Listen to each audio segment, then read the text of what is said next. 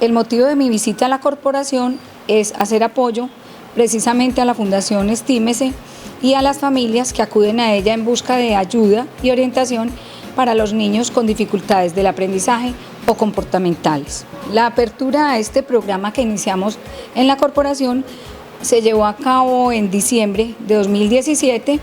Se partió de un taller con las familias que estaban interesadas en el tema propuesto por las dificultades de sus hijos, a través del cual se hizo una pequeña inducción con factores de riesgo, con aspectos que ellos como papás deben estar vigilando para mirar cuando requieren la ayuda y orientación de un especialista. A partir de este momento, muchas familias se vincularon y asistieron por primera vez a consulta.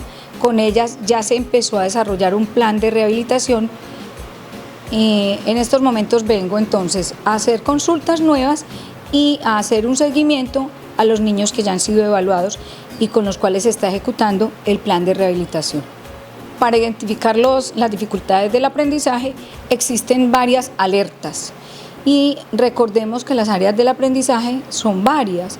Sin embargo, no siempre se afecta a una sola área. Muchas veces una área afectada compromete a las demás, o sea, transversaliza en las dificultades a todas las áreas del aprendizaje. Por ejemplo, en el lenguaje, dependiendo de la edad del niño, uno sabe que hay un momento en el que ya el niño empieza con monosílabos o con palabritas completas, ¿cierto? Y en determinada etapa uno sabe que el niño va adquiriendo un lenguaje más extenso en el que ya usa conectores. Entonces, cuando hay ausencia de esta, digamos a los 2-3 años, uno ya va viendo que hay una dificultad para el inicio del lenguaje. Esa sería una modalidad. Pero hay otra en la que, aunque adquiera el lenguaje y sea extenso y coherente en lo que quiere transmitir el niño, en su intencionalidad, es ininteligible. Uno los oye decir un mundo de cosas y sabe de qué están hablando, pero a una persona que no conozca al niño se le hace difícil comprender qué está diciendo. Entonces, por ejemplo, en la parte del lenguaje sería esa. En la parte de la escritura hay varias alertas. Omisiones de letras, o sea, escriben las palabras incompletas. Traslocaciones o sustituciones, a veces reemplazan una letra por otra u omiten alguna. La ortografía, la disortografía, cuando hay dificultades, claro que ahora yo pienso que este es un factor muy común porque en los colegios no están trabajando casi la ortografía, pero también es tenido como un trastorno del lenguaje escrito. Y en cuanto al cálculo, dificultades para elegir, por ejemplo, la operación correcta, para aprenderse las tablas, para realizar las operaciones, suma, resta, multiplicación, división. Y comportamentales, estaríamos hablando también, por ejemplo, del trastorno de hiperactividad con inatención, y hay varios tipos. Hay uno en el que se incluye un elemento muy importante que es la impulsividad, la falta de autorregulación o control.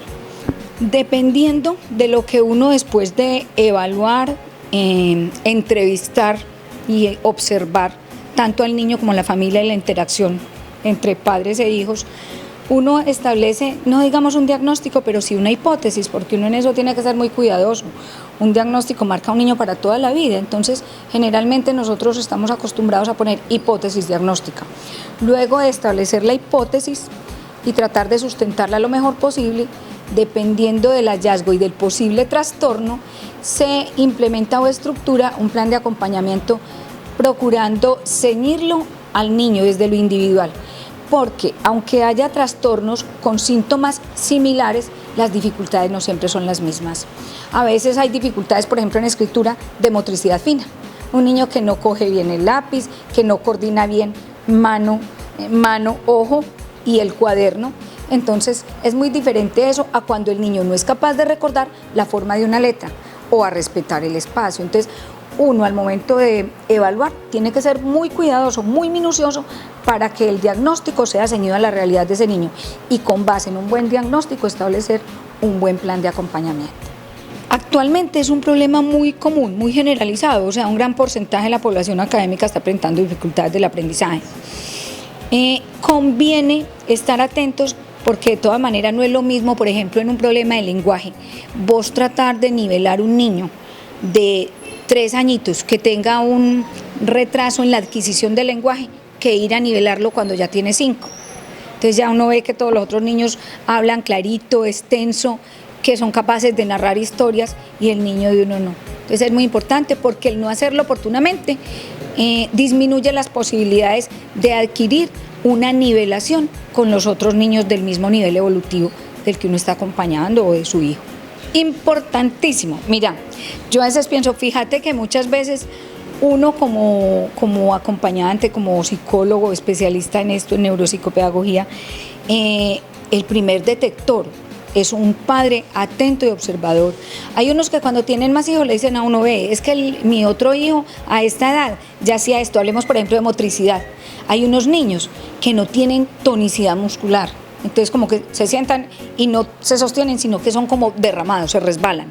Entonces yo tengo papás que me dicen, ve, es que el niño yo lo veo como que no tiene fuerza, no es capaz de brincar en un pie, no es capaz de seguir una línea. Entonces esas alertas que dan los papás, hay profesionales que dicen, no, es que esa mamá es muy nerviosa, muy ansiosa, prefiero ponerle cuidado a una mamá ansiosa y decir finalmente este niño no tiene nada, que descuidar y dejar que una problemática que se puede solucionar a tiempo coja ventaja. Entonces ese es uno de los primeros detectores, digamos, papás.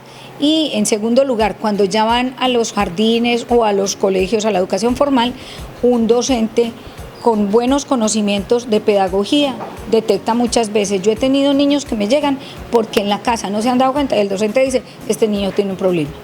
Te voy a decir, no sé si me salga un poquito de la respuesta que esperas de acuerdo a tu pregunta, pero me parece importante hacer esta acotación.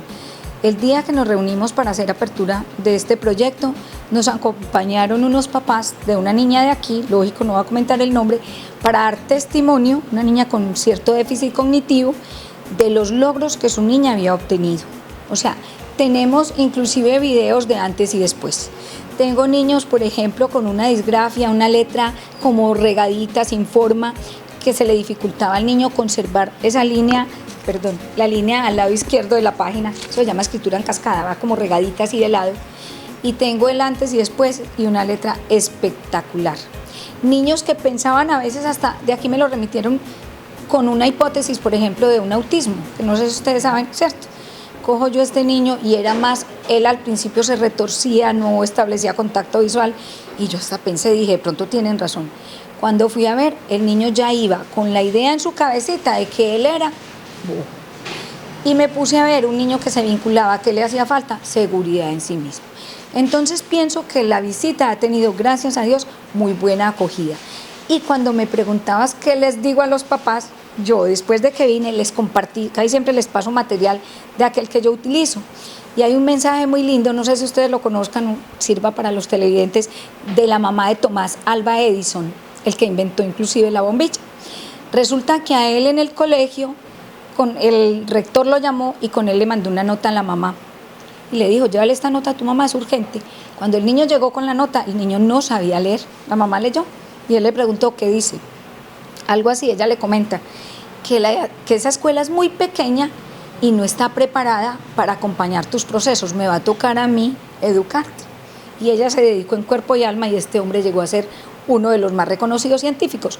Con el tiempo, me imagino yo que la mamá ya muerto, él regresa a la casa y dentro de unas cositas empolvadas recupera la nota y decía que el niño no tenía capacidad suficiente para ser educado allá, entonces que se encargara. Y él dice, muy lindo, soy lo que una gran mujer hizo de mí. Entonces, ¿qué les digo a los papás? Ellos pueden hacer lo mismo que esa mamá hizo por Tomás Alva Edison. Cada uno de los papás de aquí y de los que somos papás podemos hacerlo por nuestros hijos. Y a eso los invito.